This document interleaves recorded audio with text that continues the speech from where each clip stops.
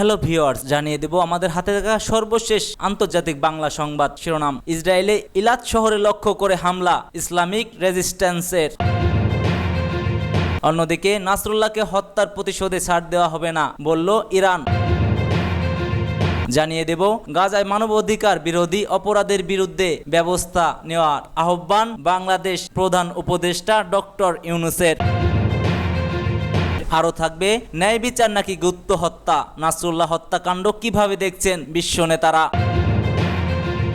জানিয়ে দেব নাসরুল্লাহকে হত্যায় 2000 পাউন্ডের ব্যাংকার ও বাস্টার ব্যবহার ছিল, সাথে যুক্তরাষ্ট্রের বোমাও।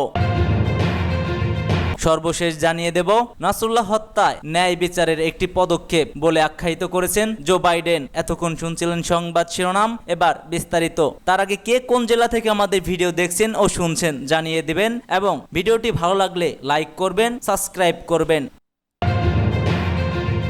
ইসরায়েলের ইলাত শহরে লক্ষ্য করে হামলা ইসলামিক রেজিস্ট্যান্সের। লেবাননের সশস্ত্র গোষ্ঠী ও ইরানপন্থী মিলিশিয়া সংগঠনের হিজবুল্লাহর প্রধান হাসান নাসরুল্লাহকে হত্যার প্রতিবাদে ইসরায়েলের ইলাত শহরে লক্ষ্য করে হামলা চালিয়েছে ইরাকের সশস্ত্র গোষ্ঠী ইসলামিক রেজিস্ট্যান্স। ভোরেই ছোড়া হয় ড্রোন। খবর জেরুজালেম পোস্টের এক বিবৃতিতে এই তথ্য প্রকাশ করেছে ইরানপন্থী সশস্ত্র গোষ্ঠী। প্রকাশ করেছে ড্রোন ছোড়ার একটি ভিডিও ফুটেজেও। বিবৃতিতে ইসলামিক রেজিস্ট্যান্স জানায় ফিলিস্তিনি ও ইরানের আগ্রাসনের জবাবেই এ হামলা। বর্বরতা বন্ধ না হলে হামলা অব্যাহত রাখবে বলেও ঘোষণা দিয়েছে সংগঠনটি। এদিকে স্থানীয় সময় সকালে ইলাত শহরের সম্ভাব্য হামলা সতর্কতা সাইরেন বাজানো তথ্য ইসরায়েলি বিভিন্ন গণমাধ্যমে প্রকাশ করলেও জানায়নি হামলার বিস্তারিত। উল্লেখ্য, লেবাননের বৈরুতে দাহিয়াতে হিজবুল্লাহ সদর দফতরে হামলা চালায় ইসরায়েল। হামলার পরই হিজবুল্লাহর প্রধান নেতা হাসান নাসরুল্লাহর মৃত্যুর বিষয়টি জানায় ইসরায়েলি প্রতিরক্ষা বাহিনী। পরে তার মৃত্যুর বিষয়টি নিশ্চিত করেছে হিজবুল্লাহ। খবর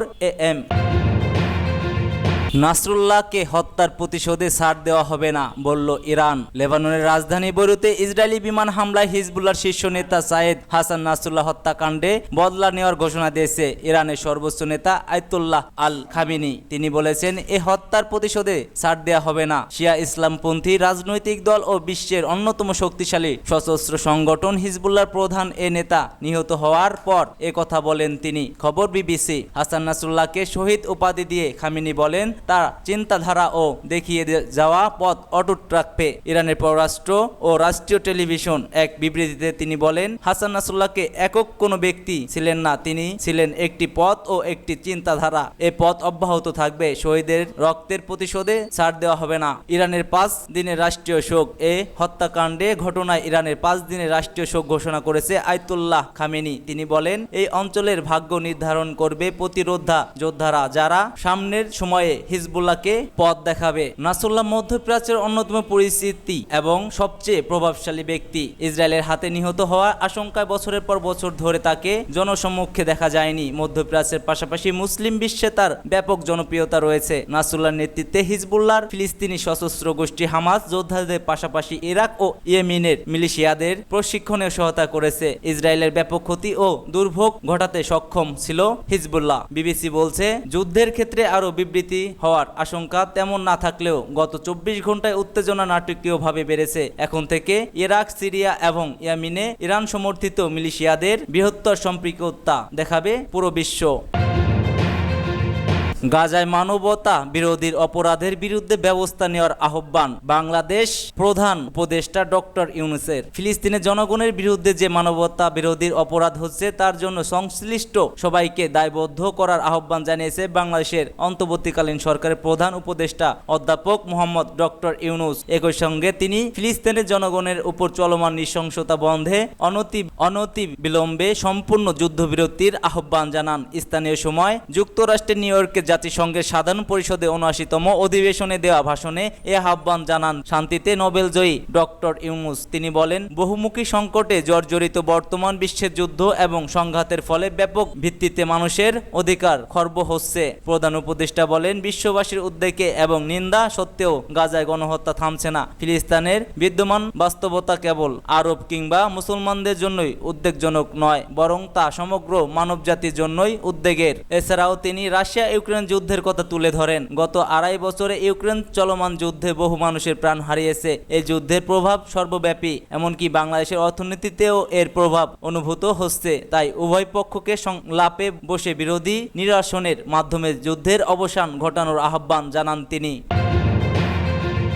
ন্যায় বিচার নাকি গুপ্ত হত্যা? নাসরুল্লাহ হত্যাকাণ্ড কিভাবে দেখছে বিশ্ব নেতারা? ইসরায়েলের হামলায় লেবাননে হিজবুল্লাহর প্রধান হাসান নাসরুল্লাহ নিহত হওয়ার সম্ভাব্য প্রতিক্রিয়া নিয়ে সতর্ক করেছে বিশ্ব নেতারা। ইরান সমর্থিত লেবাননের সশস্ত্র গোষ্ঠী হিজবুল্লাহর প্রধান ছিলেন নাসরুল্লাহ। লেবাননের রাজধানী বৈরুতে একটি শহরতলিতে বিমান হামলায় নাসরুল্লাহ নিহত হন। নাসরুল্লাহ হত্যাকাণ্ডেও মধ্যপ্রাচ্য জুড়ে একটি সর্বাত্মক যুদ্ধ ছড়িয়ে পড়ার আশঙ্কা আরও তীব্র করেছে। হিজবুল্লাহ প্রধানের হত্যাকাণ্ডে ন্যায় বিচারমূলক পদক্ষেপ বলেছেন যুক্তরাষ্ট্রের প্রেসিডেন্ট জো বাইডেন। নাসরুল্লাহ হত্যাকাণ্ড নিয়ে আর কোনো দেশ কি প্রতিক্রিয়া জানিয়েছে তা দেখে নেওয়া যাক।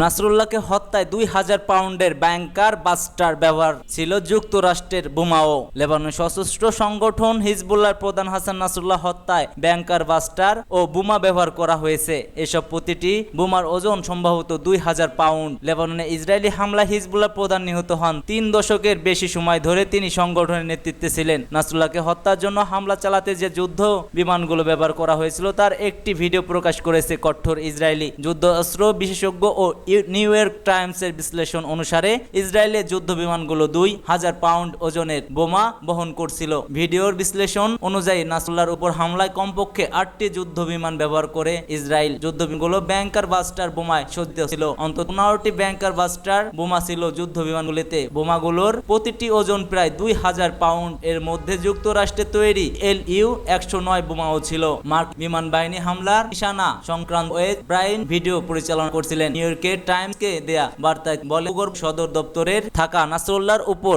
হামলার যে ধরনের বোমা ব্যবহার করা হবে বলে তিনি ধারণা করেছিলেন ঠিক তেমনটাই হয়েছে। ইসরায়েলি সামরিক বাহিনী অফিসিয়াল টেলিগ্রাম চ্যানেলে ভিডিওটি প্রকাশ করা হয়। ভিডিওটির ক্যাপশনে লেখা ছিল লেবাননে হাসান নাসরুল্লাহ ও হিজবুল্লাহর কেন্দ্রীয় সদর দপ্তর নির্মূলযুক্ত ইসরায়েলি বিমান বাহিনীর যুদ্ধ বিমানগুলো।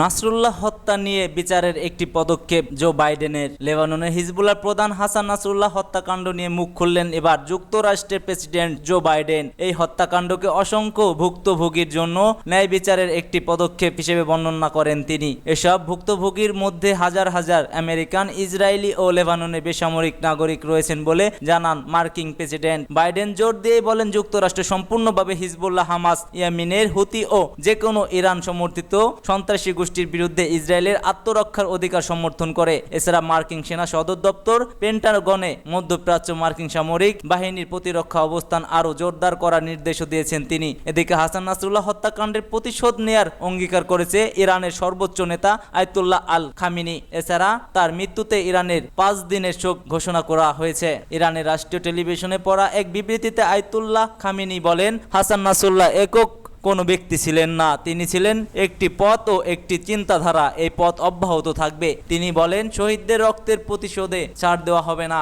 মাসুদ পেজিশকিয়ান বলেন, আন্তর্জাতিক সম্প্রদায় ভুলে যাবে না যে এই সন্ত্রাসী হামলার নির্দেশ নিউ ইয়র্ক থেকে জারি করা হয়েছিল। তিনি সম্ভবত জাতিসংঘের সাধারণ পরিষদে ইসরায়েলের প্রধানমন্ত্রী বেনিয়ামিন নেতানিয়াহুর ভাষণের প্রতি ইঙ্গিত করে একথা বলেছেন। সূত্র বিবিসি।